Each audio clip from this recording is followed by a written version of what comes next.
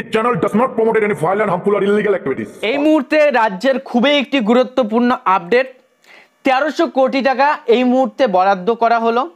কোন খাতে বরাদ্দ করা হলো, কাদের তরফে এই টাকা দেওয়া হলো, পাশাপাশি বাংলার যে বাঞ্ছনার টাকা সেই টাকা বরাদ্দ হলো কিনা, অর্থাৎ 100 দিনের কাজের টাকা, আবাস যোজনার ঘরের টাকা, এ নিয়ে কি আপডেট রয়েছে। পাশাপাশি এই মুহূর্তে যে 1300 কোটি টাকা বরাদ্দ হলো বা খরচ করা হলো, এই টাকা কোন খাতের টাকা বা কোথায় খরচ করা হলো, A to Z details update জানতে ভিডিওটি প্রথম থেকে শুরু করে শেষ পর্যন্ত দেখুন। পাশাপাশি রিকোয়েস্ট করব ভিডিওটিতে একটি লাইক প্রদান করবেন, আর চ্যানেলে নতুন হয়ে থাকলে অবশ্যই চ্যানেলটিকে সাবস্ক্রাইব করে রাখবেন। এই সংক্রান্ত আপডেটে পরিষ্কার লেখা রয়েছে, বাল্ব কেটে গিয়েছে, নতুন করে লাগাতে হবে, চেয়ারের হাতল ভাঙা, কোমর ভেঙে নোংরা জলে ভাসছে বাথরুম, দ্রুত মেরামতির দরকার। কিন্তু টাকা কোথায়? ঠান্ডা করে বসে যারা অর্ডার দেন তারা এই সমস্যা বুঝবেন না। কোনো সুস্বাস্থ্য কেন্দ্র বা গ্রামীণ হাসপাতাল চালানোর অভিজ্ঞতা যাদের আছে তারাই হাড়ে হাড়ে বুঝবেন এই সামান্য কাজগুলি করতে কতটা আর্থিক ধাক্কা সামলাতে হয়। সম্প্রতি ব্যক্তিগত পরিসরে কথাগুলি বলেছিলেন দক্ষিণ 24 পরগনা জেলার এক পদস্থ স্বাস্থ্যকর্তা। সেই সঙ্গে তার সংযোজন রাজ্য সরকার অপ্রাণ চেষ্টা করে সম্পূর্ণ নিজস্ব খরচে এই সমস্যাগুলি সুরাহা করতেন। ফলে আমরাও কিছুটা স্বস্তি পেয়েছি। এটাই বাস্তব পরিস্থিতি। জাতীয় স্বাস্থ্য মিশনের কোটি কোটি টাকা আটকে রেখেছে কেন্দ্র। মমতা বন্দ্যোপাধ্যায় সরকারকে প্যাচে ফেলতে চাইছে বলে অভিযোগ। কেন্দ্রের এই কৌশলকে কার্যত চ্যালেঞ্জ ছুড়ে দিয়েছেন মুখ্যমন্ত্রী মমতা বন্দ্যোপাধ্যায়। চলিত অর্থবর্ষে এখনো পর্যন্ত রাজ্যে জাতীয় স্বাস্থ্য মিশন খাতে প্রায় 1600 কোটি টাকা খরচ হয়েছে। 60:40 অনুপাতে টাকা মেটানোর কথা থাকলেও কেন্দ্র দিয়েছে সিন্দুর বিন্দু, মাত্র 280 কোটি টাকা। বাকি 1300 কোটি টাকা মিটিয়েছে রাজ্য।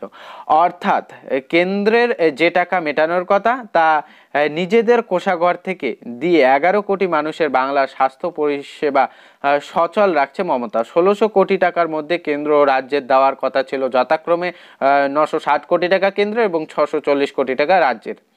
দেখা যাচ্ছে কেন্দ্র 3 ভাগের 1 ভাগও টাকা দেয়নি, আর রাজ্য তাদের নির্ধারিত অর্থের দ্বিগুণেরও বেশি খরচ করেছে।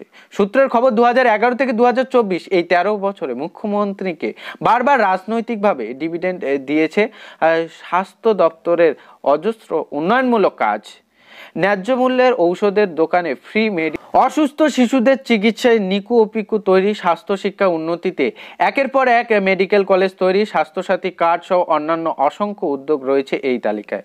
রাজ্যের শাসক দলের দাবি জাতীয় স্বাস্থ্য মিশনের টাকা আটকে রেখে মুখ্যমন্ত্রী তথা স্বাস্থ্যমন্ত্রীর এই সফল ভাবমূর্তিতে ধাক্কা দেখাই ছিল মোদী সরকারের লক্ষ্য। রাজনৈতিক মহলের বক্তব্য, এখানেই মুখ্যমন্ত্রীর দূরদর্শিতার প্রমাণ মিলেছে।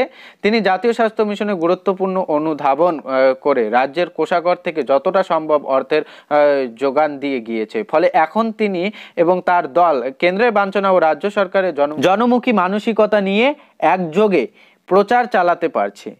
বিজেপি অবশ্য দাবি কোনো প্রতিহিংসা বা ভোটের অঙ্ক নয়, টাকা আটকানো হয়েছে নিয়ম না মানার জন্য। অর্থাৎ 100 দিনের কাজ, আবাস যোজনার ঘরের টাকা, এই টাকা যে আটকা রাখা হয়েছে সেটার মূল কারণ হচ্ছে নিয়ম লঙ্ঘন করা হয়েছে, প্রকল্পের নাম বদলানো হয়েছে, এমনটাই কেন্দ্র সরকারের দাবি। যাই হোক, 100 দিনের কাজ, আবাস যোজনার ঘরের টাকা কিন্তু দিচ্ছে না।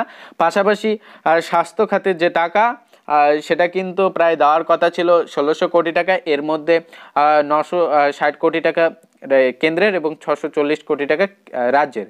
এর মধ্যে 280 কোটি টাকা দিয়েছে কেন্দ্র, এর মধ্যে 1300 কোটি টাকা রাজ্য সরকার নিজের কোষাগার থেকে কিন্তু খরচ করে এই স্বাস্থ্য খাতে কিন্তু সচল করে রেখেছে রাজ্যের, এমনটাই কিন্তু রাজ্যের প্রশাসনিক মহলের দাবি। পাশাপাশি আপনাদের আবাস যোজনার ঘরের টাকা 100 দিনের কাজ প্রকল্পের টাকা নিয়ে একটি কিন্তু এই মুহূর্তে গুরুত্বপূর্ণ আপডেটও চলে এসেছে, যা আপনাদের ভিডিওর মাধ্যমে আপডেট জানিয়েছিলাম।